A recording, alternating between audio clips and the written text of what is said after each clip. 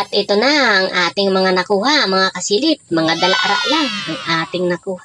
Mga mungit, pagtyagaan na natin. Nakakuha tayo dyan ng isang ahas dagat o tinatawag na balanghitan dito sa Sinloc. At 2 pugita at isang pusit. Yung pugita, mga kasilip, ay 3 sana yan. Pero nakatalon yung isa. Hindi pala natin napatay mabuti. At meron tayong isang umang. Ayan, mga kasilip. Napakasarap po niyan sa sinabawan, sa sinigang. Lalo na yung nakadikit sa kanyang likod. Yung tinatawag nilang talusin o mga anemon na maliliit na nabubuhay dyan sa likod niya. At ito, mga palata lang to, mga kasilip. Napakapait nito. Pwede na natin itong pagtyagaan at may pangulam sa mga susunod na araw. Ayan, meron na po tayong stock, mga kasilip. At maraming salamat dahil binayaan pa rin tayo ng mga biyayang dagat na ating maiuulam. Lalo na itong mga lapu-lapu na to.